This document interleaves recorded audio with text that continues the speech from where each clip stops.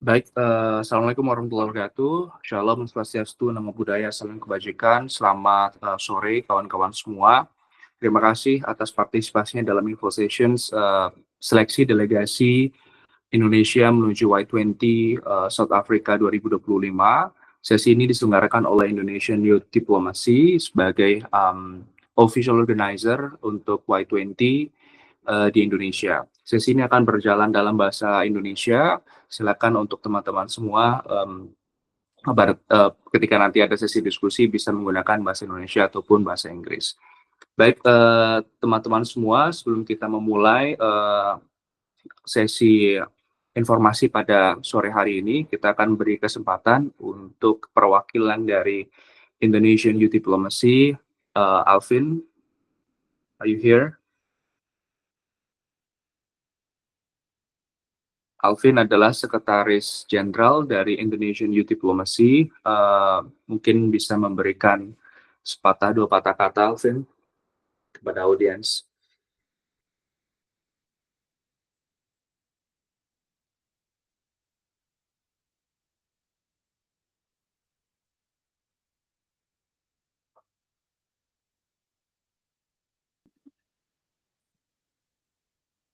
Oh, belum ada ya, Alvin ya. Oke, nanti kita akan lewati sesi dari Sekretaris Jenderal, mungkin kita akan taruh di akhir. Baik, teman-teman semua, dalam sesi informasi pada hari ini, info session pada hari ini, kita kedatangan beberapa perwakilan delegasi Indonesia pada Y20 sebelumnya, yaitu Y20 Brazil. Ada saya sendiri, Mujab, sebagai perwakilan delegasi di Track Fighting Against Hunger, Poverty, and Inequality. Kemudian ada Sheila,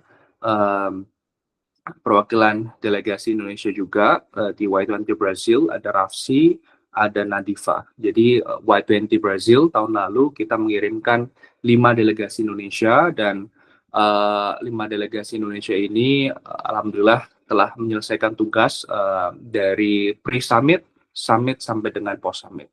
Oke, Alvin sudah datang. Alvin, boleh memberikan sambutan, Alvin, untuk sesi pada sore hari ini kepada audiens. Untuk Alvin, silakan. Thank you Mujab, thank you Sheila, ada Rafsi juga, Nadifa, dan juga Kristi yang merupakan delegasi Brazil 2024. Terima kasih banyak sudah mengadakan info session ini, karena info session ini sebenarnya digunakan untuk menjadi platform buat teman-teman calon delegasi Y20 2025 ke South Africa untuk tahu sebenarnya apa itu Y20, apa itu IYD, dan juga apa yang menjadi topik prioritas Y20 2025 tahun di South Africa ya. Karena di South Africa ini mungkin akan menjadi suatu format yang baru, karena nanti akan dijelaskan juga dengan teman-teman dari delegasi 2024 mengenai sistemnya dan juga kayak strukturnya seperti apa. Jadi perkenalkan, mungkin aku Alvin Adityo, bisa dipanggil Alvin. Sekarang aku menjabat di IYD itu sebagai Sekretaris Jenderal. Jadi aku menjabat sebagai Sekretaris Jenderal di IYD itu sudah kurang lebih 2 tahun, dan ini udah masuk ke tahun yang ketiga. Jadi aku mau share sedikit tentang kayak IYD itu apa, dan juga segala macam di sesi ini. Jadi please bear with me. Aku mau share screen sebentar. Wait.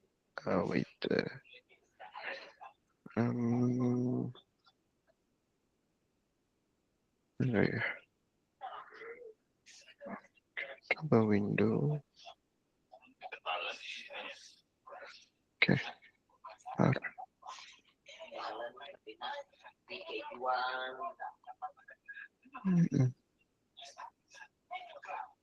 Oke, wait a second.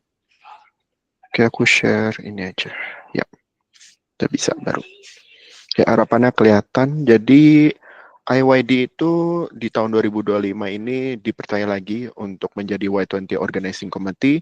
Jadi kita udah dari tahun 2010 itu selalu mengirimkan delegasi, tapi kita ngelihat bahwa ada potensi di mana Y20 ini ketika kita selesai melaksanakan Y20, kita nggak hanya kayak selesai di summit tapi nggak ada tangible outcome-nya. Jadinya di tahun 2013 kita memutuskan untuk menjadikan Y20 alumni community ini menjadi suatu organisasi yang lebih jelas lah, memiliki visi untuk pengembangan pemuda Indonesia, tapi dengan cara kita mengirimkan delegasi-delegasi ke forum-forum internasional, salah satunya di Y20.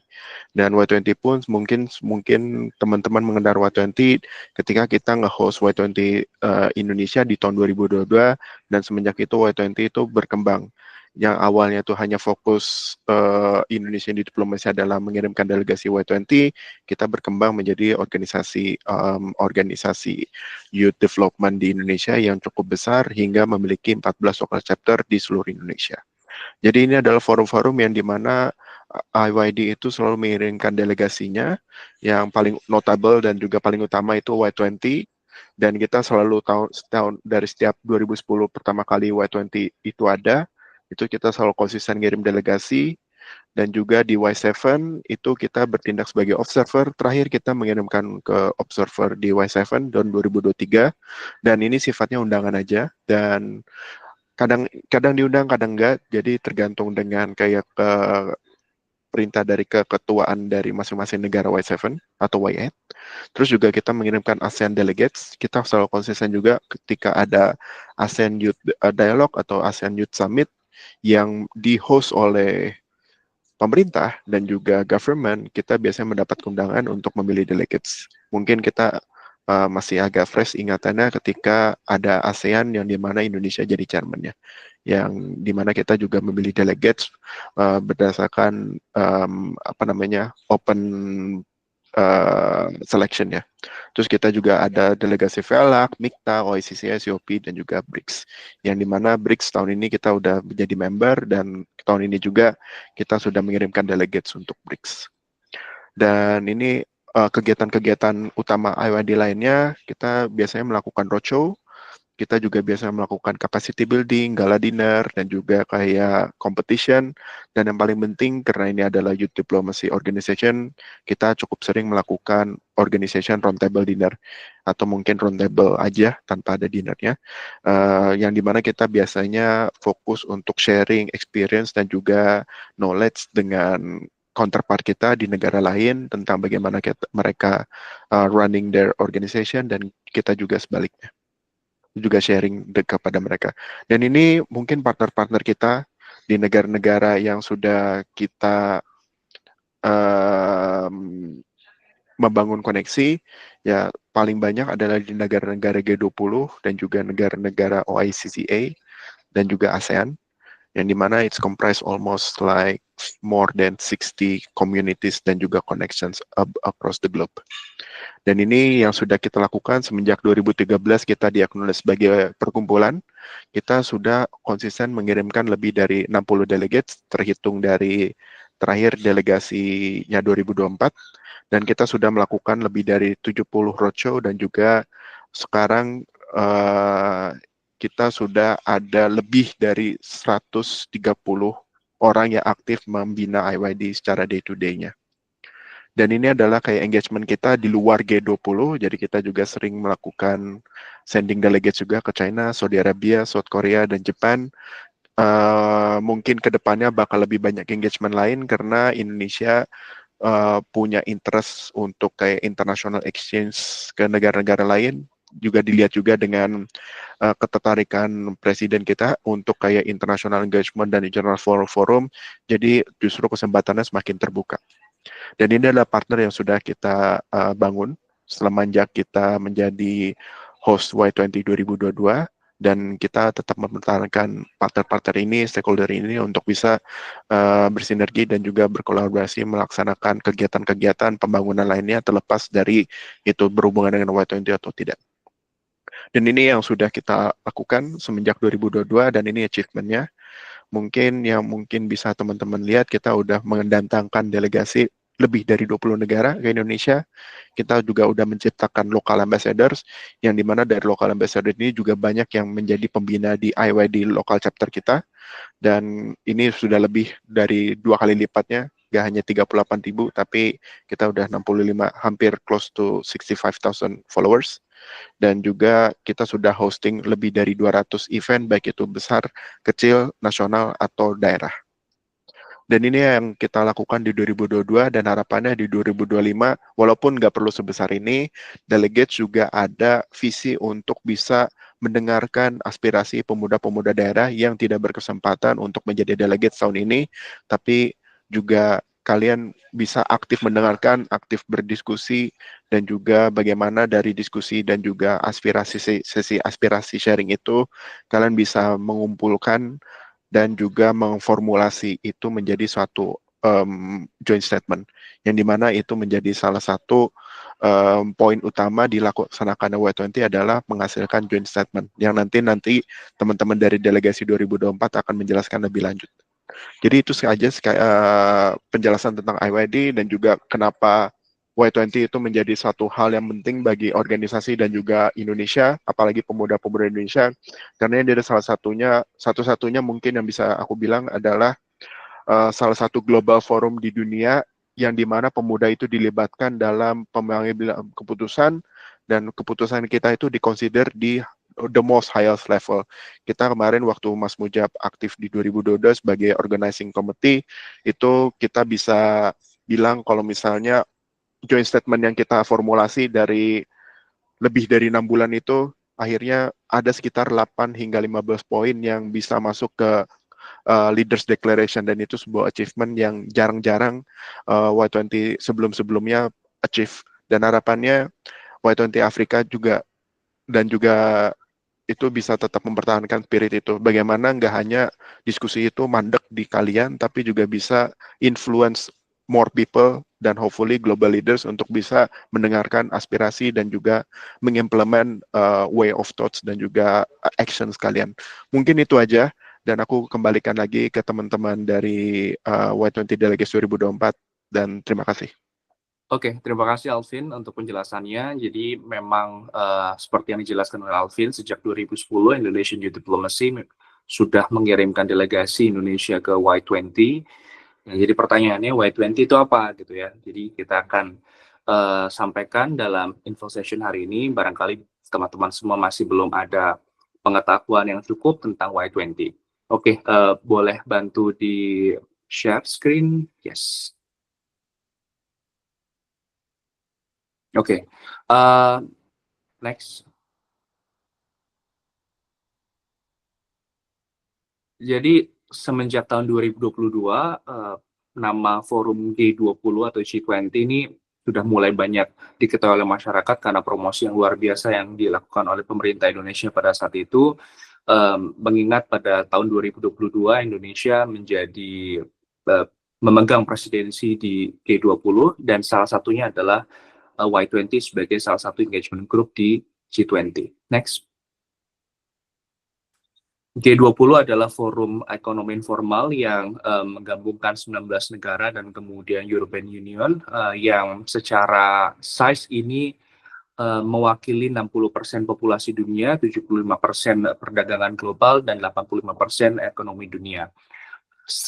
Kestrategisan dari G20 ini membuat G20 ini menjadi salah satu forum yang penting dalam kegiatan ekonomi dunia.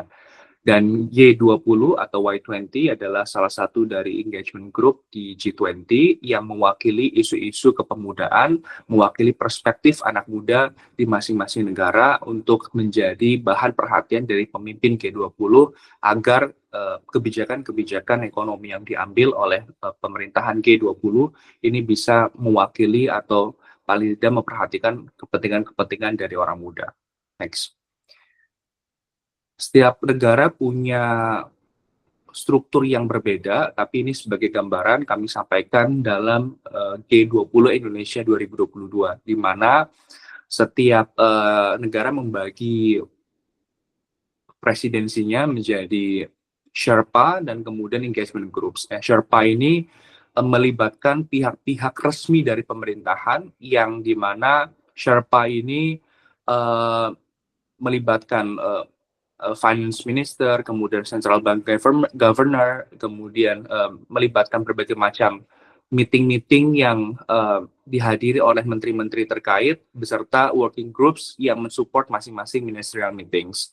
Sedangkan engagement groups ini jumlahnya sangat beragam tergantung pada presidensi negara tersebut gitu ya, untuk bisa membentuk satu engagement groups. Yang masing-masing engagement groups ini mewakili satu entitas tertentu yang harapannya bisa memberikan perspektif yang niche diberikan oleh engagement group tersebut. Misal ada business 20, ada labor 20, civil 20, dan dalam hal ini kita akan bicara soal youth 20.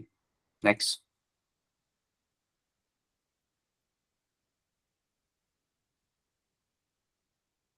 Baik, Indonesian Youth Diplomacy ini isinya orang-orang yang pada dasarnya berawal dari mewakili Indonesia di U20, kemudian tadi Alvin sudah menyampaikan berkembang pada forum-forum yang lain seiring dengan kepercayaan yang diberikan oleh pemerintah Indonesia kepada Indonesian Youth Diplomacy untuk mengirimkan partisipasi pemuda Indonesia dalam forum-forum dunia, dan kita sudah memiliki banyak alumni dan beberapa notable alumni yang di tahun sebelumnya mewakili Indonesia di Y20. Ada Mbak Rahayu Saraswati, sekarang anggota DPR RI. Beliau mewakili Indonesia di Y20 Saudi Arabia tahun 2020. Kemudian ada Putri Komarudin Y20 Italy 2021. Billy Mambrasar di Y20 Indonesia 2020. Ada Michael Sianipar pada saat itu mewakili Y20 Indonesia di Y20 di Jepang 2019. Kemudian ada Dirga Yuza yang kemarin baru dilantik sebagai staf sus presiden. Ada Vincent Chandra, CEO Astro, yang juga pernah mewakili Indonesia dalam forum Y20. Jadi bergabung dalam jajaran alumni Y20 ini memberikan kita privilege untuk bisa berjejaring juga dengan orang-orang hebat di negara ini, sehingga setiap tahunnya seleksi dari Y20 ini diikuti oleh sangat banyak gitu ya. Kalau tahun lalu kelihatannya sekitar berapa tahun lalu Vin yang ikut seleksi Vin?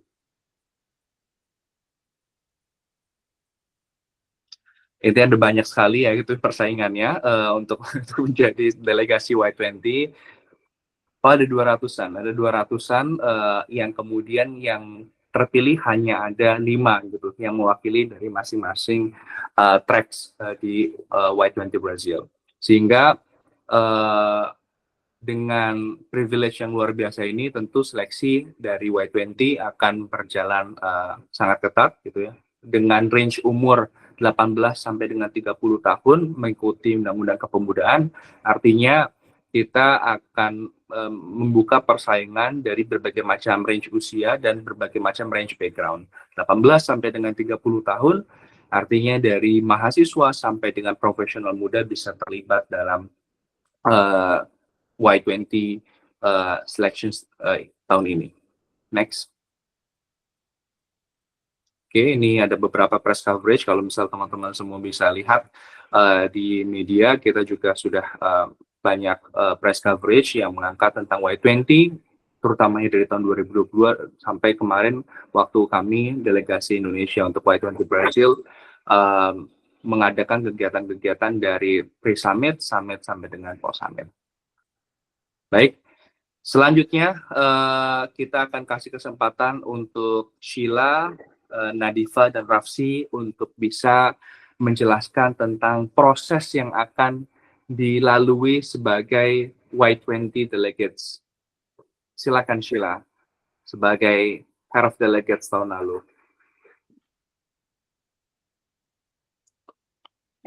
Oke, halo. Thank you, Mujab. Sebenarnya aku kayaknya nggak akan terlalu banyak ngomong, soalnya kayaknya mungkin lebih membantu kalau misalnya teman-teman kayak punya pertanyaan-pertanyaan yang udah burning gitu, terus kayak mau ditanyakan mungkin, karena mungkin juga banyak yang belum kebayang sebenarnya kayak Y20 itu ekspektasinya apa sebagai delegasi, ataupun kayak apa sih yang dilakukan bahkan gitu. Soalnya kayaknya yang terjadi itu banyak kayak di balik layar atau di balik pintu yang tertutup gitu rasanya. Jadi mungkin kayak banyak pertanyaan-pertanyaan dari kalian juga. Mungkin yang aku jelasin adalah sebenarnya proses kita setelah kita dipilih menjadi delegasi itu apa aja sih prosesnya gitu. Dan intinya adalah nggak cuman di summit, tanggal-tanggal summitnya sendiri gitu. Jadi setelah dipilih itu udah mulai sibuk bekerja nih kita gitu. Dan kita akan kulik satu-satu apa aja sih yang kita lakukan, dan outputnya apa aja, sama sebenarnya ekspektasinya apa aja gitu. Dan what makes a good delegate dari pengalaman kita. Jadi ini kita ada berlima, yang tahun lalu satu delegasi itu merepresentasikan satu priority area. Yang tahun lalu itu ada 5. Jadi ada innovation and future of work, climate change, energy transition and sustainability, diversity and inclusion, fight against hunger, poverty and inequality, sama global government reform. Yang tahun ini kita juga ada 5 priority areas, tapi head of delegate itu delegasi yang berbeda. Jadi ada 6 posisi gitu. Sedangkan yang tahun lalu itu salah satu dari ini itu bisa merangkap double menjadi head of delegate juga. Makanya ada 5. Nah, jadi sebelum summit sendiri, misalnya summit itu kalau tahun lalu itu diselenggarakan bulan Agustus. Nah, sebelum summit itu ada tuh yang namanya pre-summit. Prosesnya sendiri untuk mencapai summit atau dalam summit sendiri itu berbeda-beda tergantung dengan presidensinya. Jadi yang di 2022 yang di Indonesia itu berbeda sama yang di India, terus beda lagi sama yang kemarin tahun lalu di Brasil, dan pasti beda juga sama yang tahun ini. Jadi memang tergantung pada hostnya siapa dan tergantung mereka gimana cara mereka organize-nya gitu. Jadi pengalaman kita dari tahun lalu itu belum tentu sama dengan pengalaman kalian tahun ini. Tapi yang kita bisa share dari tahun lalu adalah sebelum dari summit itu kita ada beberapa meeting online yang dinamakan pre-summit. Pre-summitnya sendiri itu lebih ke kamu mulai presentasikan stance-mu sendiri dari awal apa saja yang kamu propose. Lalu dari sana kayak dikumpulkan dan diperdebatkan kayak yang mana sih yang sebenarnya worth to discuss further, yang mana yang kira-kira bisa di-merge dengan yang lain. Nah dari sana tuh kita udah bisa mapping dan menstrategikan sebenarnya siapa sih yang punya stances yang sama dengan kita, tapi yang mana yang kira-kira itu akan against apa yang kita propose dan lain sebagainya. Dan dari sana itu udah mulai kita bisa mapping dan kita udah mulai ketemu nih kayak beberapa minggu sekali delegasinya untuk delegasi, jadi kita kayak berlima itu untuk menstrategikan. Jadi kayaknya yang ini nih kurang suka dengan apa yang kita propose gitu. Jadi kira-kira diapain ya, gimana caranya kita negosiasi. Kalau misalnya mereka memang setuju sama kita dalam priority area ini, mungkin kita bisa gandeng dia di sini, lalu kita kayak bisa negosiasi sama dia buat priority area yang sana gitu-gitu. Jadi udah permainan strategi dari awal, kita berkenalan dan saling warming up gitu dengan skenario-nya, sama dengan delegasi-delegasi yang lain, saling kenalan stances mereka gitu-gitu. Nah, itu sebenarnya proses yang sangat membantu buat kita karena kita jadi tahu strategi-strategi apa yang bisa dibawa di summit itu sendiri, dan sebenarnya juga kayak proses untuk kita mikir juga jadi lebih panjang gitu. Jadi mungkin ada proposal lain yang kita mau bawa on top of proposal yang kita bawa yang tadinya kita mau bawa gitu. Jadi kayak memang banyak adjustments dalam periode pre-summit gitu. Kalau yang tahun lalu sendiri, pre-summit ini tuh lebih casual settingnya, jadi kayak lebih kayak group discussions aja kalau di trackku at least. Mungkin di track lain di priority area yang lain yang punya Mujab, Nadif sama Kristi sama Rafsi itu mungkin agak berbeda. Tapi yang di trackku itu lebih kayak diskusi kelompok gitu. Dan kita tuh jadi mapping out itu bareng di spreadsheet dan lain sebagainya supaya kita waktu summit itu udah langsung bicara untuk mengformalitaskan poin-poin dan klausa-klausa yang kita udah bahas gitu. Jadi lagi aku tekankan tahun per tahun itu agak berbeda prosesnya, mungkin bisa lebih formal, mungkin bisa lebih kolaboratif, mungkin bisa lebih kayak UN gitu-gitu. Jadi memang dari kesiapan kalian dan adaptabilitas kalian dalam gimana caranya maneuver around it gitu, sama sama juga kayak gimana kalian bisa membaca ruangan gitu, itu penting juga. Nah, di pre-summit sendiri, nggak cuman kita meeting sama delegasi-delegasi yang lain, tapi kita juga banyak melakukan engagement dengan pemuda-pemudi di Indonesia. Dan ini memang sifatnya nggak mandatori, nggak harus, dan tidak tidak diharuskan gitu. Tapi buat kami berlima itu salah satu komitmen terbesar kami, karena ya kayak kita jadi delegasi itu kan juga tugas kami adalah untuk merepresentasikan pemuda-pemudi Indonesia gitu. Jadi dan bukan cuman kayak merepresentasikan Indonesia dan dan stance kita di dunia global, tapi ada ada dua hal nih yang ada dua kepentingan atau dua agenda yang harus melekat dalam diri kita sebagai delegasi, yaitu merepresentasikan Indonesia, tapi juga gimana kita membawa voices of youth secara diverse, secara inklusif ke dunia global gitu. Dan cara kita adalah setiap priority area, jadi kami masing-masing itu mengadakan FGD, tapi FGD-nya itu lebih kayak roadshow gitu. Jadi kita kayak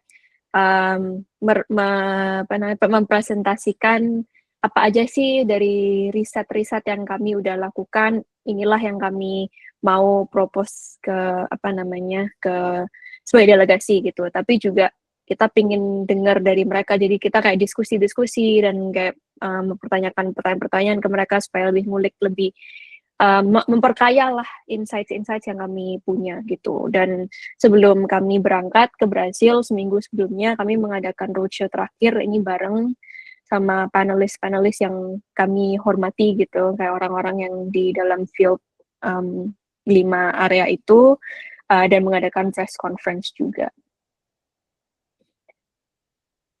Terus dilanjutkan di summit. Ketika di summit ini udah bukan lagi diskusi ataupun tentang adjusting our position, atau kayak udah lagi bukan tentang kayak membaca ruangan atau mapping, tapi benar-benar datang udah untuk tahu sebenarnya apa sih yang kita nggak bisa negosiasi lagi gitu, apa sih sebenarnya yang kayak harus masuk di dalam komunikasi yang kita ajukan di terakhir, tapi apa aja strateginya dan lain sebagainya gitu. Karena obviously cuman kayak ada 5-7 hari, jadi kayak itu udah it's now or never gitu. Tapi ya of course banyak kayak we had a lot of fun juga in the process, kenal dengan orang-orang yang lain dan lain sebagainya juga gitu. Tapi goal kami adalah untuk fully represent Indonesian youth on global stage. Jadi kayak aspirasi-aspirasi yang kami udah kumpulkan selama pre-summit itu benar-benar didengarkan dan benar-benar dimasukkan ke dalam komunikasi gitu. Dan kalau mau lihat output secara deliverable-nya kayak gimana, kalian bisa masuk ke link ini, atau kayak Google aja Y20 Communique Brazil 2024.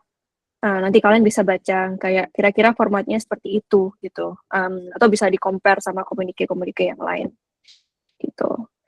Nah, kalau misalnya ditanya sendiri kayak dalam plenarisnya, dalam proses negosiasinya, itu sebenarnya vibe-nya kayak gimana? Again, itu juga agak beda-beda. Mungkin aku mau ngajak Rafsi juga ngobrol, karena sebenarnya juga berbeda-beda antara priority area. Kayak apa yang aku proses diskusiku dengan trackku itu sangat beda dengan proses diskusinya Rafsi dengan tracknya gitu. Kayak waktu kita berlima kumpul actually ketika summit itu it was established that trackku itu yang paling chill gitu. Soalnya orang-orangnya orang-orang dari tech karena aku representasikan yang AI gitu kan dan future of work. Jadi kayak banyak orang-orang dari tech companies dan anak-anak yang inovator gitu-gitu. Jadi kayak vibe-nya itu jauh lebih kolaboratif dan lebih kayak ya udah apa sih yang kamu nggak bisa negosiasiin, dah kita coba ngobrolin gitu-gitu. Jadi prosesnya tuh lebih kolaboratif dan lebih kayak friendly gitu. Sedangkan kayak kalau misalnya track yang lain itu memang obrolannya juga lebih contentious dan obviously topiknya pun juga lebih contentious gitu tentang peperangan dunia, tentang inequalities gitu-gitu, yang obviously di punya aku juga gitu. Cuman ya semuanya secara umum lebih agreeable dan semuanya setuju bahwa ya of course future of work should be more diverse gitu. Of course future of work should be more equal dan lain sebagainya. Jadi less contentious aja. Mungkin kalau misalnya Rafsi, Nadif, sama Mujab mau tambahin juga tentang prosesnya atau ada yang mau bertanya nanti bisa disimpan pertanyaannya, kita bisa tanyakan di belakang. Tapi aku mau Rafsi kalau misalnya mau nambahin, please do. Oke, boleh. So kalau misalnya tadi sebenarnya mostly dari sisi pre-summit itu kurang lebih sebelum summit, maksudnya jadi kita kan ada negosiasi tadi seperti Sheila bilang sebelum summit itu memang lebih kondusif ya, dalam artian memang lebih kolaboratif, di mana para delegasi itu kita memberikan ide-ide dan memang walaupun kalau misalkan di trackku dari awal sudah ada kayak bumbu-bumbu atau kayak kita sudah melihat bahwa akan ada perbedaan gitu dari bagaimana cara kita melihat suatu isu, tapi kurang lebih itu masih sama, di mana kita tuh memberikan ide-ide aja, kontribusi apa yang bakal nanti kita bahas. Nah, ini yang sebetulnya kalau kita bisa katakan tidak akan sebegitu terasa, kayak dinamika yang kalau bisa dibilang di luar daripada elemen teknokratisnya ya. Jadi kayak lebih ke politisnya itu nanti bakal terasa ketika di South Afrikanya atau kalau kemarin di Brazilnya gitu. Nah, itu yang kemarin sebenarnya beneran terjadi kalau misalnya di track Global Governance Reform.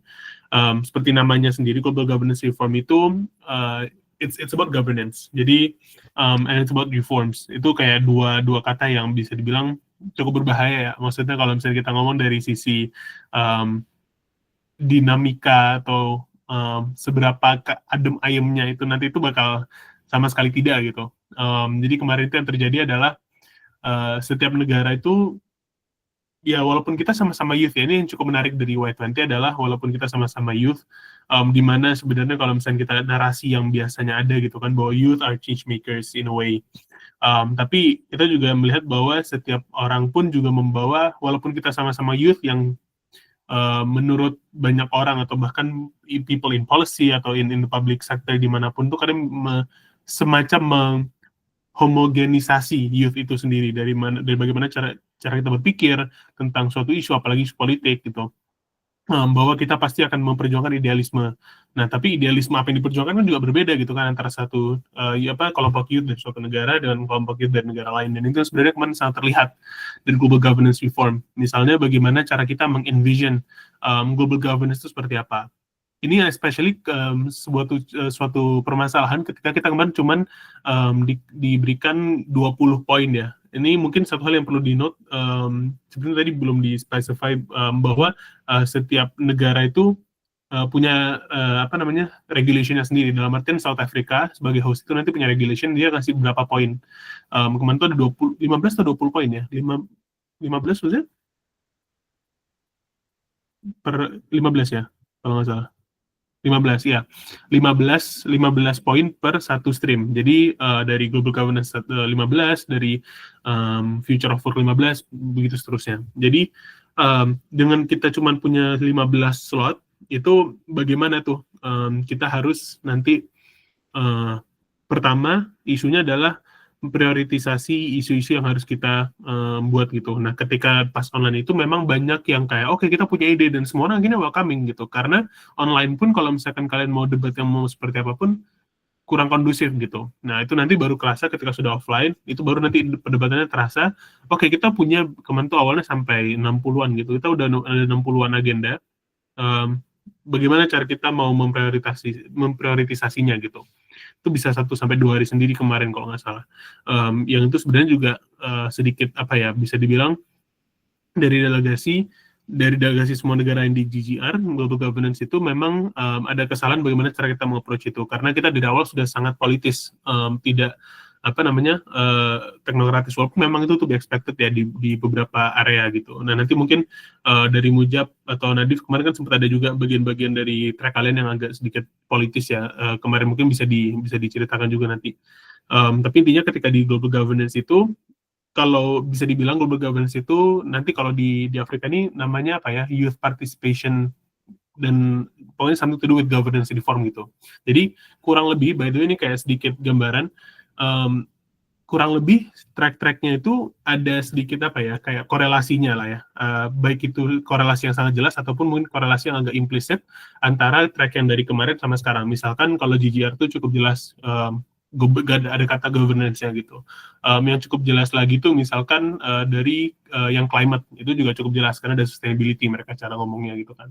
Nah, jadi itu kalian bisa lihat lah transpose-nya seperti apa, dan itu kurang lebih kalian bisa kalau kalian dengar nanti dari Mujab, dari Sheila tadi, dan dari Nadif, itu berbeda-beda tuh bagaimana dinamikanya. Tapi GR memang sejauh ini masih yang paling politis di luar daripada head of delegation ya, karena head of delegation itu memang yang udah lapik banget itu. Nah, mungkin nanti Sheila bisa kembali berbicara soal itu, karena itu politis juga, tapi bisa dibilang berbeda politisnya sama yang di GGR gitu. Karena kalau GGR itu by nature, global governance itu memang kita ngomong soal politik gitu. Jadi semua orang itu memang punya perspektif politik, dan ini mungkin harus sesuatu yang kita accept as a matter of ya udah reality aja, bahwa tidak semua yang ke sana itu membawa idealisme yang oke, kita bayangkan what is an ideal condition gitu. Kita sebagai youth kita melihat bahwa all wars must stop gitu. Tapi nggak semua orang yang akan datang ke sana membawa perspektif yang sama, walaupun mereka youth dan kita rasa bahwa siapa sih youth yang mau dunia ini perang gitu kan berikutnya gitu. But apparently untuk some reasons ya, be it personal reasons atau bahkan beberapa kali mungkin ada di beberapa hal itu mereka dapat intervention dari pihak-pihak nggak tahu dari mana, itu bisa aja nanti mereka punya stance yang tidak kita agreeable with gitu, kita bisa agree sama mereka gitu.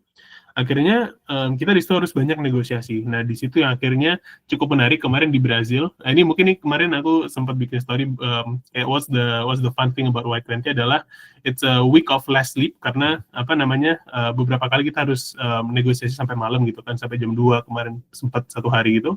Tapi lumayan sampai jam 2 itu kita dapat pizza gratis. Jadi it's a trade off lah. Jadi it's a fun experience. I mean, di luar daripada negosiasinya mau gimana pun, it's a fun experience. Pertama untuk kayak kita tahu bagaimana how others think, dan kedua juga kita juga bisa, kalau I think ya personally yang what's quite fun about Y20 adalah being able to connect with people dari different fields dan dari different countries gitu. Nah, jadinya kayak sekarang dan Y20 ini kayak tadi ketika tadi Mujab bilang bahwa IYD itu punya alumni yang notable, it goes the same way untuk di negara-negara lain juga, by the way. Jadi kayak misalkan kemarin ada beberapa delegasi misalkan yang dari Eropa, itu he was an advisor to the minister gitu.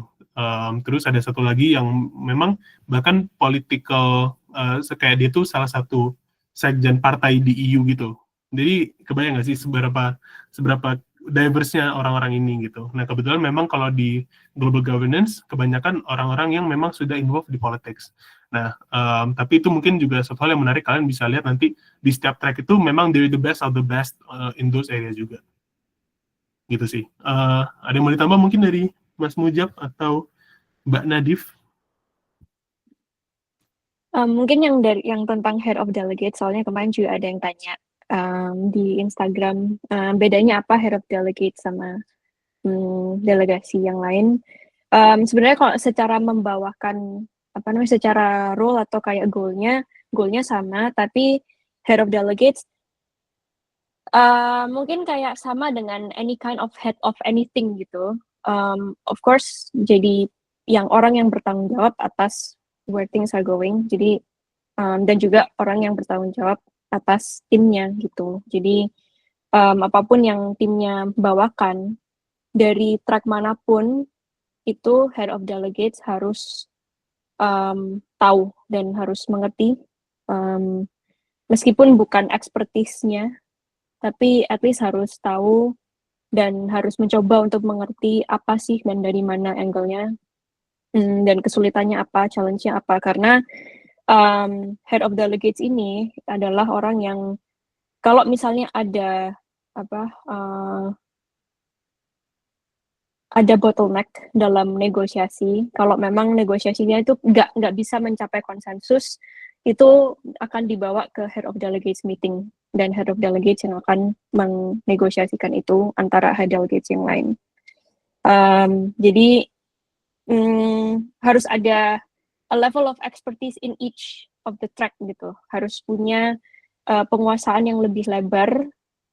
Tapi juga harus tahu bagaimana kayak membawakan stance, knowing your positioning well, as youth as well as kayak membawakan agendanya Indonesia gitu ke plenary itu gitu. Karena head of delegates ini nanti yang menandatangani, dia menjadi orang yang kayak point of contact ke semuanya, even dalam membahas ataupun menyetujui gimana proses negosiasinya itu berjalan, itu adalah head of delegates juga gitu. Jadi bahkan di awal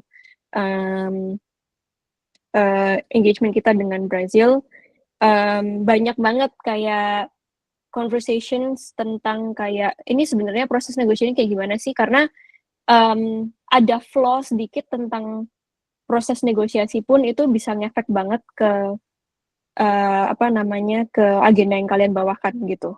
Contohnya kemarin misalnya, apa sih yang dianggap sebagai konsensus? Apakah ketika Palu diketok, itu apakah itu konsensus gitu? Dan bisa nggak balik ke klausa lain yang udah reach konsensus untuk kita perbaiki? Dan kalau misalnya itu ada flaws dalam cara mereka merancang gimana proses negosiasinya itu, banyak banget yang bisa diargumentasikan gitu, dan even dari systemic level yang seperti itu pun itu harus head of delegates yang maju untuk mempertanyakan itu, untuk mencoba untuk kayak gimana prosesnya yang would be favorable untuk semua hal ini berjalan langsung dengan baik gitu.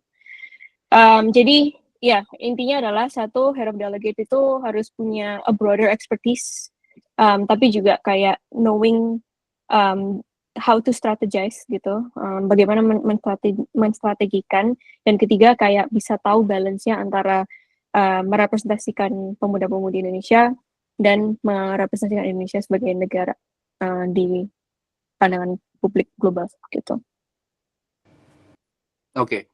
Jadi ini memang forum yang sangat serius ya guys ya, karena kita masing-masing merepresentasikan perspektif dari negara, terus kemudian bahkan mungkin mewakili juga ya Shil, Rafsi dan Nadifa, perspektif dari komunitas yang mereka represent gitu. Misal salah satu diskusi yang alot pada saat Y20 tahun lalu itu soal isu Gaza gitu, dan ada beberapa perwakilan negara yang memang mewakili komunitas Yahudi di negaranya masing-masing gitu, yang akhirnya membuat perdebatannya juga semakin alot. Jadi ini sesuatu yang bukan MUN, bukan katakanlah kita bermain-main dengan satu kebijakan, karena kita bagaimanapun mewakili negara masing-masing gitu ya. Bahkan meskipun kita engagement groups, artinya kita berusaha untuk memberikan perspektif yang berbeda gitu dari government supaya lebih rich pembahasan kebijakannya, tetapi kami juga pada saat proses negosiasi berlangsung itu banyak komunikasi dengan pihak Kemenlu dan lain sebagainya untuk tahu stance dari pemerintah Indonesia itu seperti apa, agar stance yang kita tampilkan dalam Y20 negotiation process itu bukan stance yang memang berlawanan dengan pemerintah Indonesia gitu. Nadifa, ada yang mau disampaikan?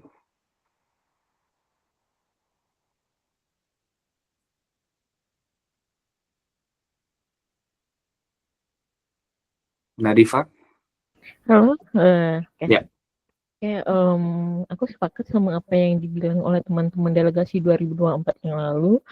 Kalau dari track aku sendiri adalah inclusion and diversity, dan sebagaimana yang mungkin kita ketahui bahwa setiap marginalized atau vulnerable groups dari masing-masing negara itu beda-beda. Nah, jadi memang sebagai delegasi kita harus mengetahui penyebutan-penyebutan atau istilah-istilah mana saja yang mungkin akan menjadi isu sensitif bagi negara lain. Jadi kita juga harus menjalani negosiasi itu dengan hati-hati. Kita harus tahu negara-negara yang terlibat mana saja dan kelompok-kelompok mana saja yang menjadi bagian dari marginal atau kelompok vulnerable dari negara tersebut.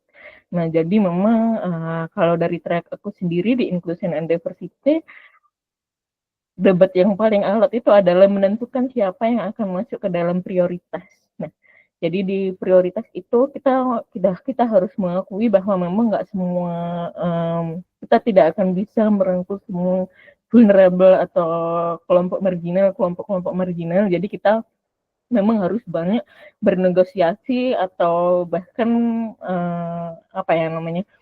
bekerja sama dengan negara-negara yang mungkin memiliki kelompok marginal serupa, karena kelompok marginal itu sangat dipengaruhi oleh kondisi dan situasi negara masing-masing. Jadi dalam W20 South Africa ini ada beberapa isu yang mungkin akan beririsan juga dengan penyebutan kelompok-kelompok marginal. Nanti akan kita bahas lebih lanjut lagi, tapi akan lebih baik untuk para delegasi yang nantinya mewakili kalau kalian bisa mengetahui stance dari masing-masing negara itu bahkan sebelum negosiasi berlangsung. Nah, aku kembalikan ke Mujab. Oke. Terima kasih Nadifa. Seperti yang teman-teman lihat gitu ya, delegasi Indonesia itu sangat beragam gitu ya. Dari Rafsi yang waktu mendaftar sebagai delegasi baru lulus kuliah 1 sampai Sheila yang udah PhD graduates. Terus kemudian ada Christy yang profesional muda, dia sekarang lagi di UK. Ada Nadifa juga, itu ya aktivis dari LSM, dan ini hard hearing ya Nadifa ya. Jadi kita juga sangat inklusif terhadap berbagai macam latar belakang dari para delegasi, sehingga ini sangat open gitu ya. Barangkali nanti teman-teman ada yang karena aku baru lulus kuliah nih kira-kira bisa atau enggak, contohlah Rafsi ya, itu yang sangat brilian gitu, bahkan salah satu MVP dalam delegasi Indonesia tahun ini, tahun kemarin. Dan ada Sheila, ada kami, kalau saya masih muda ya, jadi usia-usia middle gitu, nggak bercanda. Anyway, ada pertanyaan yang muncul banyak ya tentang kira-kira nih full funded atau enggak sih? Untuk in-country expenses itu memang biasanya ditanggung oleh negara pengundang gitu, atau negara tuan rumah. Jadi selama kegiatan kami di Brazil gitu, dari nyampe bandara sampai diantar ke bandara lagi, itu kita ditanggung oleh negara tuan rumah, kecuali memang aktivitas-aktivitas jajan dan lain sebagainya gitu.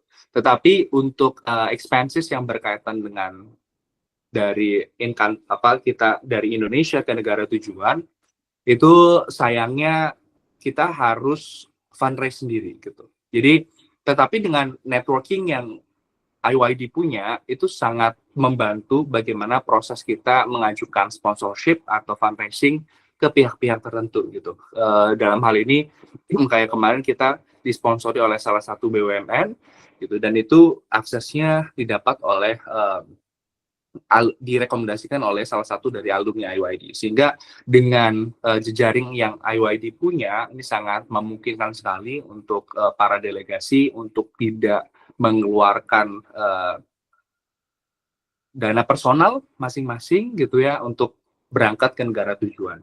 Dan support yang diberikan oleh IYD dan networknya itu sangat luar biasa.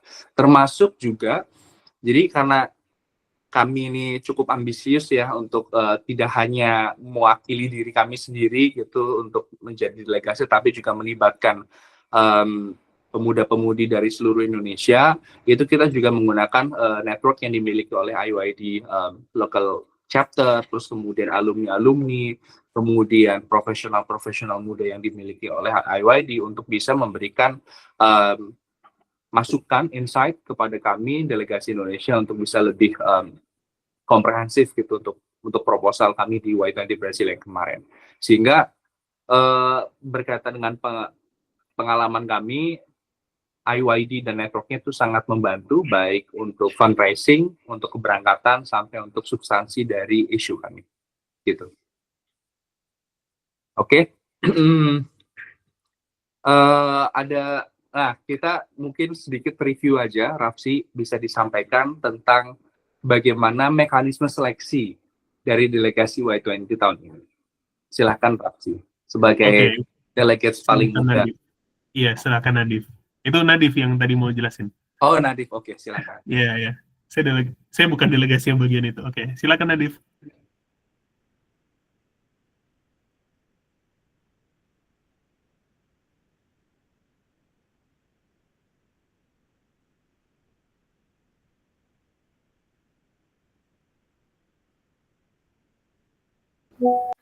Oke, udah kelihatan belum ya? Sudah. Bentar ya.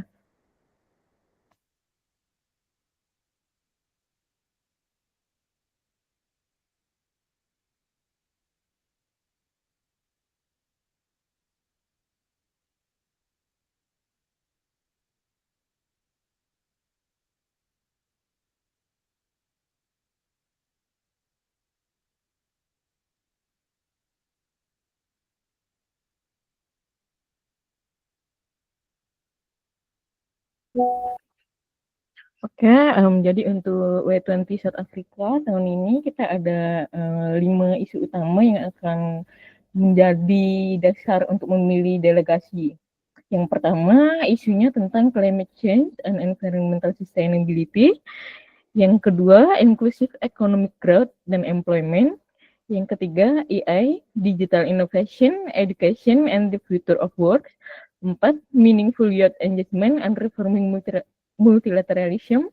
Dan 5, inclusive social development and fighting inequality. Nah, sebenarnya kalau dilihat secara substansi dari isu-isu yang terpilih di South Africa tahun ini, tidak jauh berbeda dengan isu-isu yang kami bawakan di Brazil pada 2024 yang lalu. Nah, jadi mungkin diskusi kami tadi sedikit terkait proses-proses negosiasi dan apa saja yang menjadi pain points utama dalam negosiasi tersebut, mungkin juga bisa menjadi informasi yang bisa dijadikan bahan antisipasi untuk teman-teman yang mungkin nantinya akan menjadi delegasi Y20 South Africa. Nah, untuk seleksinya sendiri, timeline kita adalah dari tanggal 17 Maret sampai tanggal 8 April 2025. Di situ kami akan membuka kesempatan untuk teman-teman yang akan apply untuk W20 ini, dan teman-teman yang terpilih dari segi seleksi administrasi, kesesuaian dengan tema yang dipilih akan diumumkan pada tanggal 9 April 2025. Kemudian akan ada group discussion and interview untuk menggali lebih dalam seberapa cocok teman-teman untuk merepresentasikan isu-isu yang menjadi fokus utama di W20 2025. Kemudian pengumuman delegasi paling lambat tanggal 16 April 2025. Kemudian di antara bulan Mei hingga bulan Juli akan ada pre-summit, dan mungkin teman-teman nanti akan kenalan juga dengan delegasi dari negara-negara lain. Kemudian di bulan Agustus nanti akan ada puncak dari W20. Untuk seleksi sendiri yang menjadi pertimbangan adalah yang pertama, pengalaman teman-teman di isu terkait. Jadi semakin banyak pengalaman dan semakin banyak pengalaman, semakin bagus. Kemudian originality, kalau teman-teman lihat di Instagram IYD, sudah ada statement bahwa kami akan kami tidak akan memproses esai yang mengindikasikan bahwa esai itu adalah dibuat dengan bantuan AI. Jadi memang kalau teman-teman menggunakan ChatGPT, Perplexity atau AI lainnya itu tidak akan lulus ke tahap berikutnya. Kemudian kami juga akan menilai seberapa berkomitmen teman-teman untuk memperjuangkan isu-isu yang teman-teman pilih. Kemudian di formulir itu teman-teman juga akan diminta untuk submit essay. Essay itu akan dinilai dengan seberapa relevan substansi yang teman-teman tuliskan dengan isu-isu terkait. Kemudian kami juga ingin melihat motivasi teman-teman untuk mendaftar Y20 ini, dan tentunya dari seleksi awal ini kami juga mengharapkan teman-teman bisa menunjukkan passion, dedication, dan aspirasi untuk mewakili Indonesia dan teman pemuda lainnya di Y20 South Africa. Kemudian setelah itu akan ada open discussion dan interview. Di open discussion ini teman-teman akan dipertemukan dengan perwakilan-perwakilan lain yang lulus dari seleksi awal di track masing-masing. Dan biasanya ada 5 pembanding ya, 5 orang yang akan ikut open discussion ini, dan dari masing-masing track. Lalu teman-teman akan diminta untuk menjabarkan aspirasi dan ide-ide yang teman tulis di essay tersebut dan kenapa isu-isu penting dan relevan untuk dibawa ke forum Y20. Nah, ada beberapa aspek yang akan menjadi penilaian dalam open discussion ini. Yang pertama adalah level of engagement. Level of engagement ini seberapa fasih teman-teman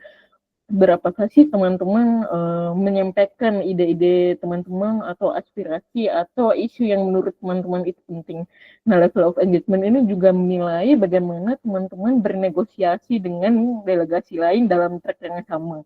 Jadi kalau teman-teman merasa isu yang teman bawa itu sangat penting, maka kalian mungkin akan diharapkan untuk bernegosiasi untuk menjadikan isu itu ke dalam prioritas utama dari track tersebut. Kemudian leadership skills, seberapa memimpin kalian dalam diskusi itu. Jadi seperti yang sudah dibilang oleh teman-teman delegasi 2024 bahwa negosiasi cenderung banyak alotnya, dan mungkin kita juga akan menghadapi hal-hal yang tidak kita antisipasi sebelumnya, jadi kita harus memiliki kebijaksanaan untuk menghadapi perbedaan pendapat. Terus kita juga diharapkan untuk mengambil alih dari sebuah diskusi, harapannya agar isu-isu kita, isu-isu pemuda kita, isu negara kita dapat masuk ke hasil akhir yang disepakati bersama. Kemudian ini juga ada kaitannya dengan skill negosiasi seberapa persisten teman-teman untuk menjadikan isu yang teman-teman bawa sebagai isu yang juga disepakati oleh delegasi dari negara-negara lain. Kemudian kembali lagi knowledge about topic area, yaitu seberapa fasih teman-teman di bidang yang teman-teman pilih. Karena nantinya ketika proses negosiasi berlangsung memang ada beberapa hal yang mungkin kita harus pertahankan mati-matian gitu ya, karena memang ada negara-negara yang tidak bisa kita samakan dengan kondisi negara kita. Di pengalamanku tahun lalu ada beberapa isu-isu atau istilah-istilah yang sebenarnya belum dapat diadopsi di Indonesia tapi sudah diadopsi di negara W20 lainnya. Jadi kita juga harus fasih dengan seberapa sensitif isu itu bagi negara kita dan seberapa penting untuk membawa isu itu ke meja W20.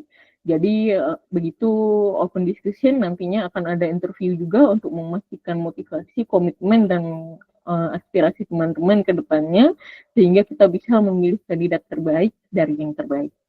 Mungkin itu aja. Kalau misalnya ada pertanyaan, mungkin nanti bisa ada sesi pertanyaan tanya jawab ya. Aku kembalikan lagi ke Mujab. Silakan Mujab. Oke, terima kasih Mungkin sebelum kita menjawab secara detail pertanyaan-pertanyaan yang muncul, teman-teman semua bisa ketikkan terlebih dahulu atau mungkin ngomong langsung gitu ya. Tapi Sheila bakal sampaikan sedikit ya, Sheila, tentang matriks penilaian. Silakan Sheila. Iya, kayaknya ini cuman mau mengkomplement apa yang Nadif udah bilang sih. Soalnya ada yang tanya tentang kayak weighting gitu, apa namanya, bobot penilaiannya. Sebenarnya kalau ngomong secara penilaian gitu, kalau misalnya the first round itu kan ada CV, ada apa namanya, statement of purpose sama essay gitu. Dan sebenarnya kalau misalnya dilihat itu kan tentang kayak how involved you are dalam diskusi-diskusi atau diskursus tentang topik yang kalian apply to gitu. Jadi tiga-tiganya itu basically untuk mengakses itu, dan secara bobot lumayan equal dari tiga itu. Tapi kalau misalnya mau ngeliat kayak apa aja gitu yang misalnya kita apa ya, yang kita anggap sebagai kayak seberapa banyak kalian udah berkontribusi atau udah terekspos dengan diskursus-diskursus dalam tema yang kalian apply itu. Ini beberapa yang kita jadikan indikator gitu. Jadi kayak secara edukasi apakah relevan dengan conference teamnya, atau kayak secara profesional atau secara organisasional. Jadi ini tuh kita anggap sebagai satu gitu. Jadi nggak cuma orang yang udah kerja yang bisa apa namanya bisa pass the first round, tapi kayak seberapa involved kalian di organisasi juga, secara apa leadership roles dan lain sebagainya, itu apakah juga berkontribusi yang secara relevan terhadap isu yang kalian apply. Achievements, conferences, seminars juga kayak kontribusi ke research paper atau kompetisi atau awards dan lain sebagainya. Statement of purpose ini we want to know komitmen kalian atau kayak passion kalian. Basically ini tuh a way cara untuk kalian bisa menjelaskan atau make sense of tiga hal ini dari CV kalian. Kenapa kok itu tuh membuat kalian menjadi orang yang cocok gitu, jadi dan berkomitmen untuk berpartisipasi dalam Y20 tema ini. Sama yang essay ini kan juga another way, cara yang berbeda dengan angle yang berbeda untuk melihat expertise kalian juga, dengan cara dengan kalian membawakan topik yang kalian mau apply to itu dari angle apa sih kalian membawakannya, stance-nya apa, punya teeth enough nggak gitu, udah dipikirin enough nggak sebenarnya selama ini kalian engage dalam topik-topik ini, dalam tema-tema ini, itu apakah perspektif kalian atau contemplation kalian terhadap hal ini tuh udah deep enough gitu. Dan if yes, kayak terus gimana itu manifestasinya terhadap kalian mau strateginya apa dan proposalnya apa yang kalian mau bawakan gitu dari apa yang kalian udah terekspos selama ini gitu. Ini untuk yang first round. Mungkin yang second round, third round tadi udah dikasih tahu sama Nadif juga sih dari level of engagement, seberapa kalian berkontribusi di diskusinya, terus kayak engagement dengan aplikan-aplikan yang lain gitu. Contohnya misalnya kayak dalam negosiasi itu sebenarnya dalam berdiskusi itu sebenarnya kayak kamu cuma membawakan proposal kamu sendiri, atau sebenarnya kamu juga bisa menegasi ataupun berkontribusi ke ide atau proposal yang dibawakan seorang lain dan lain sebagainya gitu-gitu. Jadi sebenarnya banyak indikator-indikatornya, dan memang kita ada juga on the back end apa yang kita jadikan indikator gitu. Tapi seperti yang tadi si Nadif udah bilang sih, jadi kayak level of engagement, preparedness, sama negotiation skills. Dan untuk menjawab pertanyaan tadi, salah satu yang tanya juga, apakah discussion group akan dilaksanakan dalam bahasa Inggris? Iya, karena kita juga ingin tahu kesiapan kalian untuk bernegosiasi dan berdiskusi di skala global gitu. Karena yang kita mau nilai juga kayak kesiapan kalian untuk maju sebagai delegasi di Y20 gitu. Mungkin kalau yang lain mau nambahin, silakan. Oke, kemudian ada pertanyaan dari ini kita langsung sesi tanya jawab ya teman-teman semua. Mungkin yang kalau mau tanya langsung bisa raise hand, sementara kita coba tanya melalui kita coba jawab pertanyaan-pertanyaan di kolom chat. Dari Arsyir Halim, bukan Arsyir, dari Ngurah Gede Mahkota Majaya, apakah Y20 Summit South Africa ini bisa dipastikan bisa ikut secara online? Ini penting untuk delegasi terpilih tapi berhalangan ikut hadir secara berlangsung. Jadi kami sangat mengencourage untuk datang secara langsung gitu ya, offline dengan tadi support system yang sudah kami sampaikan, sehingga kalau dari pengalaman-pengalaman tahun sebelumnya ketika memang tidak bisa hadir secara offline di negara tujuan, kecuali misal ada funding issue dan lain sebagainya yang mendekati hari H, tapi kalau misal bisa dicarikan pengganti akan dicarikan pengganti ya. Gitu. Sehingga jawabannya adalah wajib untuk data secara online jika memungkinkan. Anyway, kemudian pertanyaan berikutnya dari Hadijah Latifah, ini berkaitan dengan pertanyaan di esai, apakah cukup untuk memilih salah satu saja atau harus menjawab semua pertanyaan mengingat batasan 750 kata.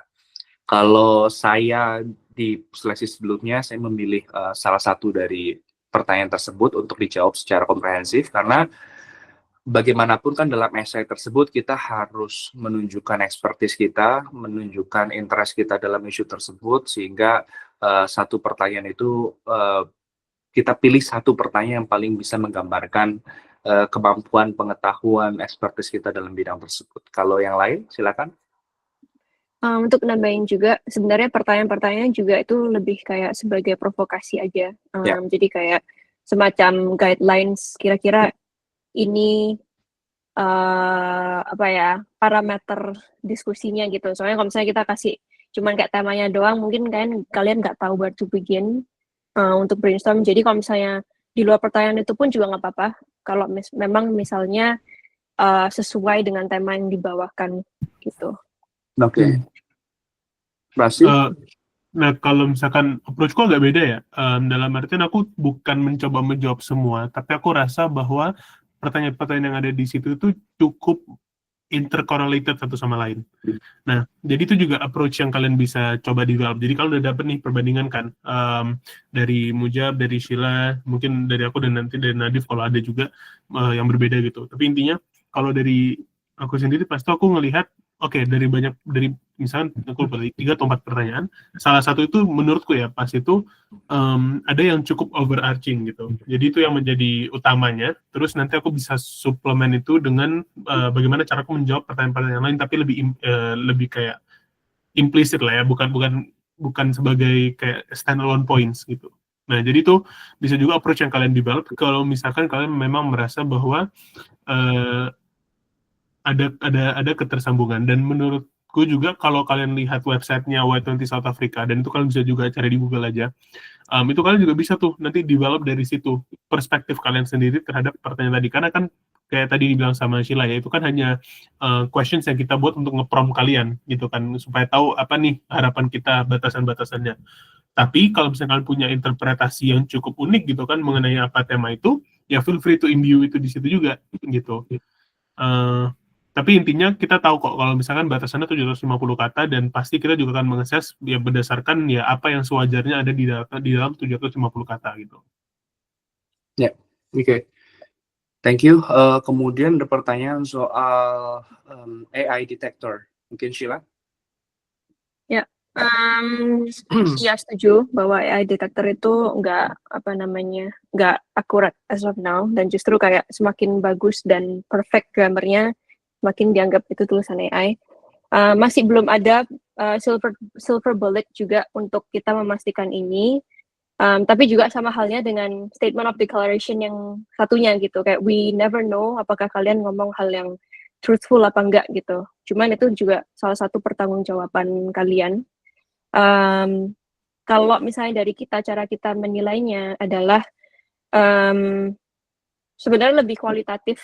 Jadi memang untuk sekarang kita pasti pakai AI detector karena that's the only way we can do secara persentase. Tapi itu juga bukan menjadi determinan faktor yang paling gede gitu. Jadi Mungkin itu cuman untuk buat kita flag, tapi kita akan pastikan lagi. Jadi kita akan deliberasi lagi apakah benar dan segala macam. Kalau memang harus banget dipastikan dengan kalian, kita akan kontak kalian juga gitu. Dan secara kualitatif pun juga bisa dilihat sebenarnya. Jadi kayak ada beberapa patterns yang kita juga bisa identifikasikan dengan apa namanya, ini penulisan AI atau enggak. Itu sebenarnya semakin kesini kita juga udah develop literacy untuk lebih nge-flag itu secara kualitatif, mungkin nggak bisa jelasin secara ini, cuman kayak ada lah.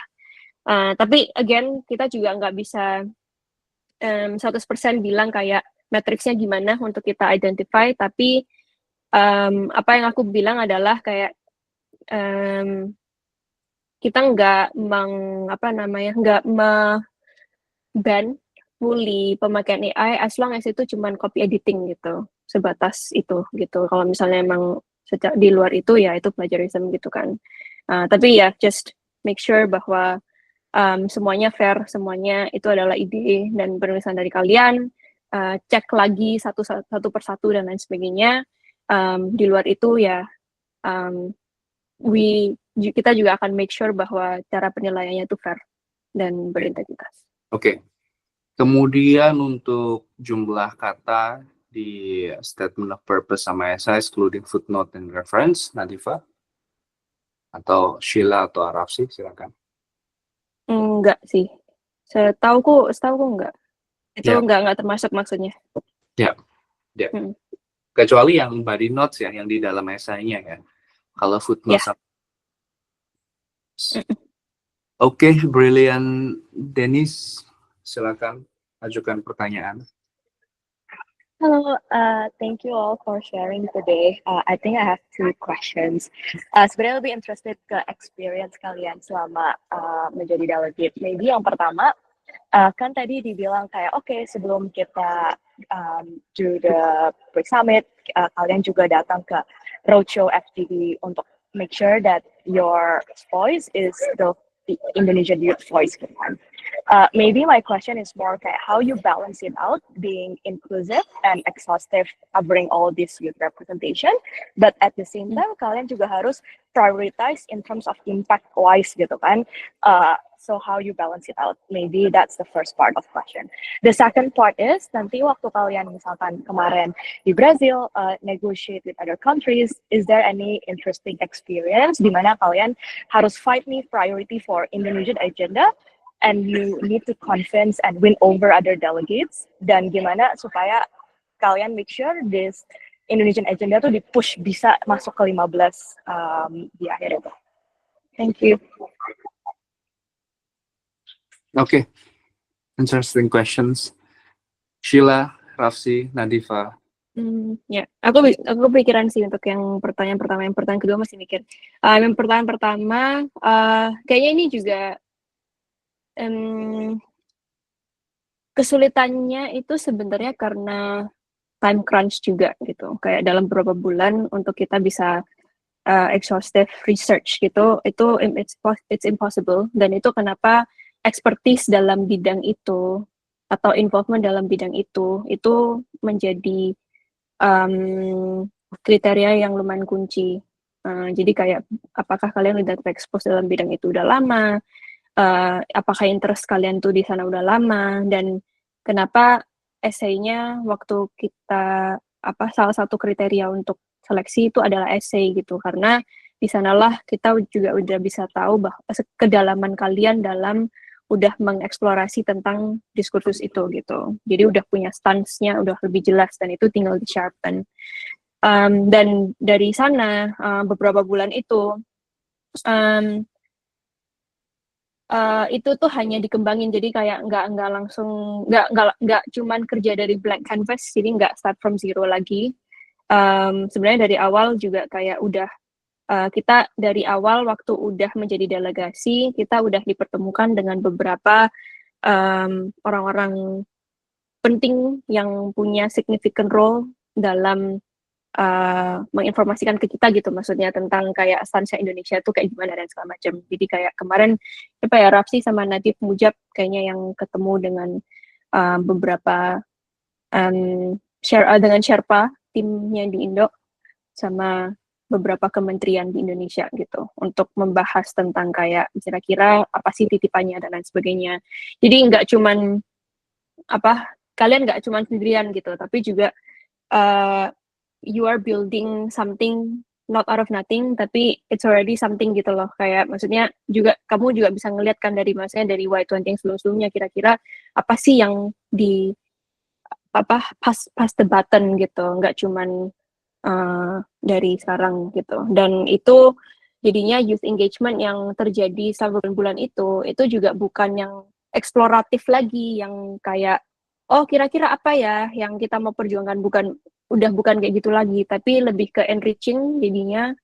Jadi bisa tahu nuance-nya apa aja secara localized, secara cultural, dan siapa sih yang being left behind more gitu. Apakah kita bisa memasukkan perspektif mereka dalam apa yang kita udah risetkan selama ini dan lain sebagainya kayak gitu. Hopefully itu helps untuk menjawab, mungkin nggak sekonkret kayak jawabannya oh berapa persen ini gitu, tapi mungkin secara proses seperti itu gitu. Jadi memang nggak akan bisa kalau misalnya harus start from zero. Ini kayak lebih ke kita membawa diskusi yang udah ada dan udah diperjuangkan dari lama-lama dari Y20 alumni yang lain-lain gitu. Oke, mungkin Mujab, Rafsi, Nadif kalau mau melanjutkan. Nadif silakan atau Rafsi. Nadif tadi mau. Oke, mungkin aku juga nambahin sedikit dari apa yang Sheila bilang. Jadi selain kita bertemu beberapa stakeholders dari pemerintahan mungkin ya untuk mengetahui stance Indonesia di mana, kita juga melaksanakan engagement sebelum pre-summit, sebelum summit dengan youth groups di Indonesia untuk mengidentifikasi sebenarnya prioritas Indonesia saat ini yang mau teman-teman pemuda perjuangkan itu apa saja. Nah, kalau teman-teman lihat tadi sebenarnya di presentasinya Mujab di awal yang memperkenalkan tentang W20, delegasi 2024 ada yang mengadakan roadshow. Roadshow ini juga termasuk aku, Mujab, dan bekerja sama dengan lokal sector dari IYD. Ini tujuannya adalah untuk menarik kesimpulan apa sih yang sebenarnya mau disuarakan lebih keras lagi melalui forum W20. Jadi memang apa yang kami bawa selama W20 ini, walaupun mungkin nggak mengcover semuanya, adalah hal-hal yang memang bisa kita gaungkan lebih keras lagi. Sebagai contohnya memang di inclusion and diversity ini permasalahan utamanya adalah terlalu banyak there is a lot of marginalized or vulnerable groups yang memang nggak bisa kita samakan antara satu negara dengan negara lainnya. Jadi strategi aku waktu itu adalah mengidentifikasi dari negara-negara lain itu sebenarnya yang paling banyak menjadi sorotan itu adalah vulnerable atau marginalized yang mana, kemudian yang mana yang belum mendapatkan sorotan yang cukup banyak. Nah, jadi poin utama aku dalam mendekati isu yang ingin aku suarakan waktu itu adalah yang pertama memastikan bahwa apa yang aku suarakan, apa yang pemuda-pemuda Indonesia, apa yang diharapkan oleh pemuda-pemuda Indonesia dari hasil diskusi kami itu juga masuk ke dalam prioritas itu. Kemudian vulnerable atau marginalized group mana yang masih belum cukup disuarakan selama ini.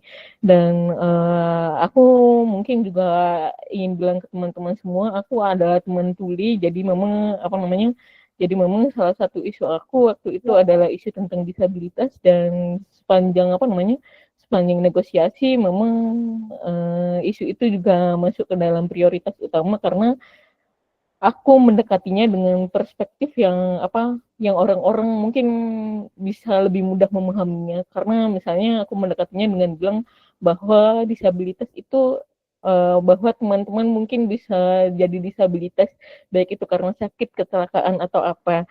Nah, jadi memang kita harus mencari pain points utama yang kira-kira delegasi lain itu bisa relate, kurang lebih seperti itu. Mungkin Mujab atau Rafsi mau menambahkan. Ya, tadi pertanyaan pertama udah di dash, mungkin pertanyaan kedua aku mau dash, mungkin nanti Sheila mau nambah juga tadi. Mungkin dari perspektif head of delegation juga ya, especially. Cuman ini kayak tadi kan ditanya sama Dennis mengenai apa namanya personal experience apa yang di sana cukup menarik gitu kan, dynamics-nya tentang negotiation itu yang cukup menarik sebenarnya ini sih. And I'm talking about this, aku sendiri berbicara ini dari perspektif sebagai seseorang yang kemarin di Global Governance Reform ya. Jadi ada mungkin sedikit nuance yang berbeda dibanding teman-teman yang lain. Cuman cukup menariknya kemarin adalah kalau Global Governance Reform itu kita harus pandai-pandai untuk mencari kawan gitu. Jadi beneran kita pandai-pandai dari lama itu mencari kawan bagaimanapun caranya. Jadi ada yang itu mencari kawan mungkin dengan ya banyak ngobrol, atau misalkan pas acara apa sebelum kan banyak tuh acara kayak pembukaan apa-apa gitu. Nah, selama pembukaan misalkan kalian banyakin ngobrol sama mereka, atau especially ketika sudah mulai acara diskusi utamanya, di situ kalian banyak akhirnya bernegosiasi winning them over. Dan kemarin yang cukup menarik adalah bagaimana isu Palestina itu dibahas ya di Global Governance Reform. Kenapa? Karena ada satu delegasi yang cukup stern banget tuh, kayak tidak mau ada mention soal Palestina. Terus ada juga delegasi yang lain bilang bahwa oke, kita boleh ngomong Palestina, tapi nggak boleh bahas misalnya ada spesifik keywords yang nggak boleh masuk di situ. Karena ya kita tahu bahwa negara-negara mereka mungkin juga sering mendengar keywords itu sebenarnya ditonongkan pada mereka. Jadi hal kayak gitu terjadi. Nah, dengan hal seperti itu kita harus tahu nih, kemarin yang terjadi adalah kita harus tahu bagaimana cara kita punya teman-teman yang kita pegang di area-area advokasi kita tertentu gitu. Jadi ketika aku berbicara tentang let's say kemarin tuh ada beberapa poin misalkan tentang security gitu. Itu ada beberapa orang yang memang aku lebih pendekatanku berbeda dengan ketika aku membawa isu tentang economics, international economics and trade gitu. Itu juga ada kemarin dibahas global governance architecture di bidang trade gitu kan. Misalkan kita ngomong soal WTO, itu beda juga tuh dari sisi ininya, dari sisi bagaimana cara kita approach-nya. Nah, I think sebagai seorang delegate, dan ini sesuatu yang mungkin nanti bisa kalian refleksikan ketika kalian seleksi di group discussion itu ya, adalah bagaimana cara kalian bisa winning people over by knowing when and what to lose gitu. Karena kita nggak bakal selalu memenangkan apapun yang kita mau gitu kan, dan semua negara juga pasti maunya menang semua gitu, tapi kan nggak bisa semua prioritas mereka kita maju. Nah, kita harus tahu nih mana prioritas kita yang bisa kita concede. Nah, itu juga mungkin tadi nyambung dari pertanyaan pertama, kita juga harus tahu nanti by the end of our preparation, apa aja hal-hal yang menjadi prioritas utama kita bisa order itu. Dan kalau misalkan memang ada beberapa prioritas yang oke, kita sama-sama ini tuh ada mentok banget nih, kita merasa bahwa 20 isu itu penting. Nah, dari 20 itu misalkan kita tetap harus lihat mana yang masih bisa kita imbue di dalam poin yang lain. Jadi misalkan kemarin itu kan dibilang poinnya adalah maksimal 15 satu track. Ini cukup menarik ya. Satu track 15. Tapi nggak ada ketentuan, seingatku ya, nggak ada ketentuan spesifik mengatakan bahwa kita tuh satu poin itu bisa mengcover apa aja gitu. Kayak walaupun itu jadinya kita agak jadi superficial mungkin poinnya, tapi kalau misalkan memang kita adamant atau kita memang pingin banget poin itu dimasukkan, itu juga bisa jadi cara untuk kita working things out. Nah, jadi tadi aku bilang pertama adalah tahu bagaimana cara kita harus meng-approach orang dan untuk apa orang-orang itu atau negara-negara itu kita approach.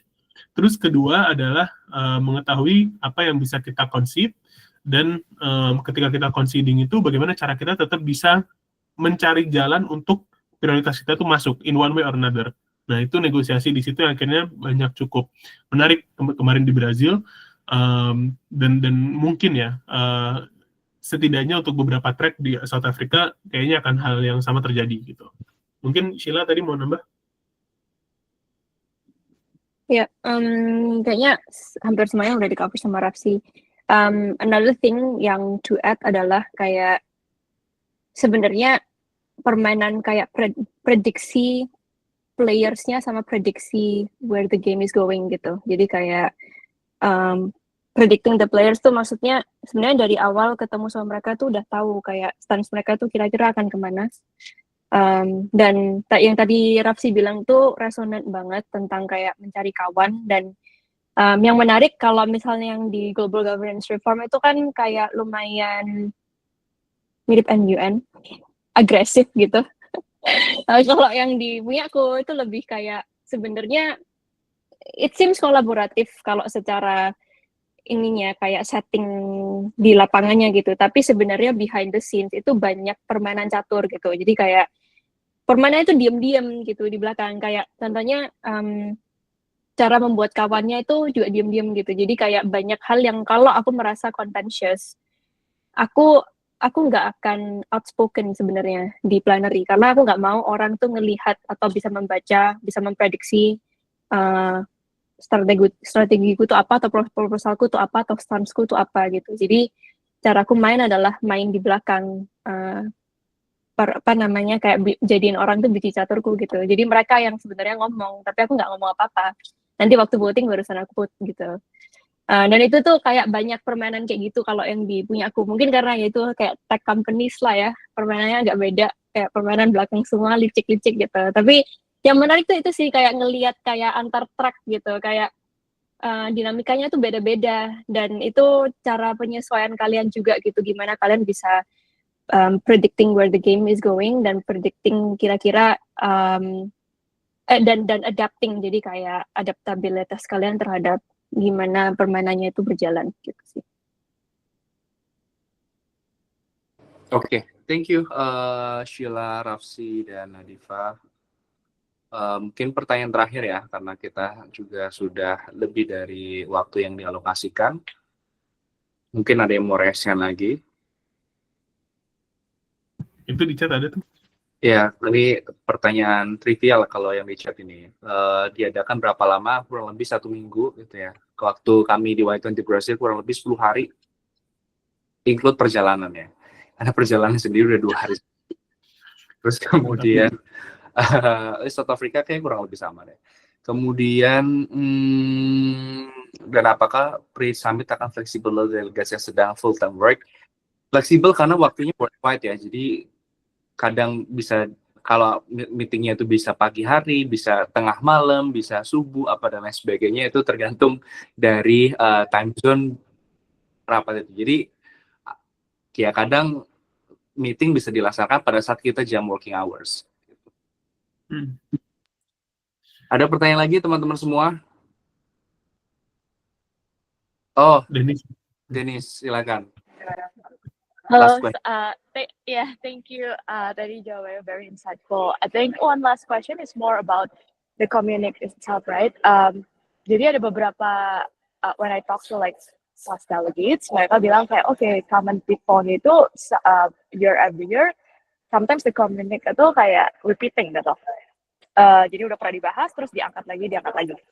So from your perspective as Indonesian delegates, do you think it is a pitfall to have a repeating community? Atau menurut kalian ya kalau emang masih relevan, kita masukin lagi sebagai priority? And then do you see it kayak misalkan kalau udah pernah di community sebelumnya, do you see it's a problem if we bring it up again in our essay, or maybe we want it to be our agenda this year? Ya, oke. Mungkin Ibu Sheila saja yang menjawab sebagai head of delegate. Silakan. Contentious nih pertanyaannya. Ya apa ya? Mungkin kalau secara sentimen aku, kalau secara sentimen ya of course ada frustrasinya gitu, karena kayak that means diskusi kita year by year, atau apa yang saya kan communicate itu kan bukan necessarily apa yang tertulis di apa yang akan tertulis menjadi hasil G20 Summit, tapi itu lebih ke ya ini adalah hasil communique engagement group yang akan dibacakan ke G20 Summit. Apa yang diambil itu barusan yang dikeluarin gitu. Berarti itu nggak diambil gitu kan.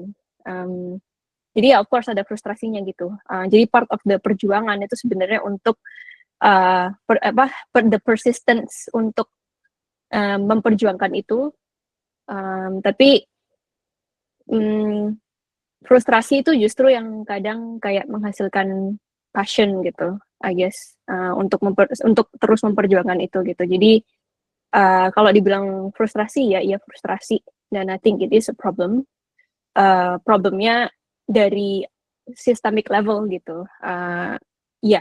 Tapi it doesn't mean kita stop berjuang, I guess, tapi justru kayak gimana itu bisa membuahkan lebih perjuangan gitu, dan lebih banyak strategi juga untuk tahu sebenarnya gimana caranya untuk didengarkan oleh leader-leader G20 juga gitu. Apakah nggak didengarkan itu karena terlalu abstrak, jadi kayak mereka mungkin memunculkan banyak lagi pertanyaan, ataukah justru kayak itu terlalu ekstrim, makanya nggak bisa diimplementasikan yang menjadi konsensus dari 20 negara, dan lain sebagainya. Jadi memang ada banyak pertanyaan soal taktik dan strategi untuk kita bisa di-adopt ke G20.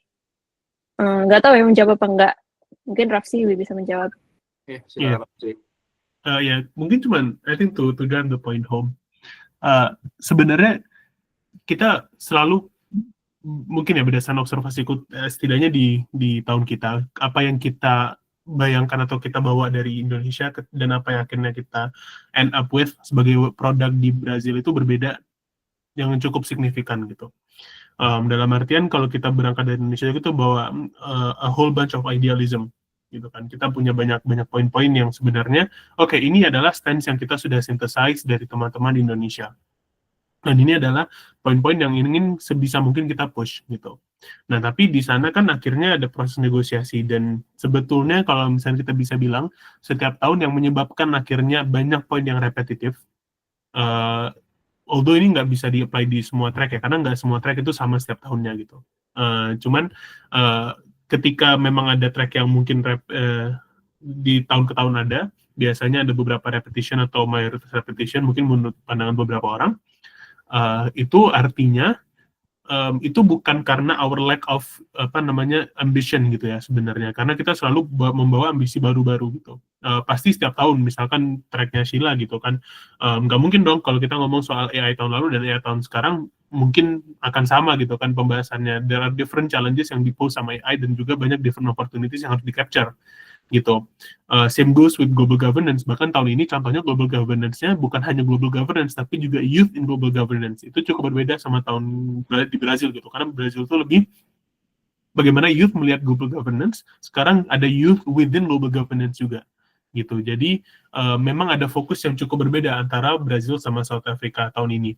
Nah, itu sesuatu hal yang cukup menarik, dan bagaimana nanti ide kita tuh tentu harus sebisa mungkin mereflect apa yang in reality kita lihat, kita observe gitu, yang bagaimana kita harus advokasikan, bukan apa yang kita rasa akan nanti menjadi poin yang ujungnya akan di-agree upon gitu. Nah, di sini mungkin sebagai encouragement buat teman-teman sekalian adalah role kalian gitu.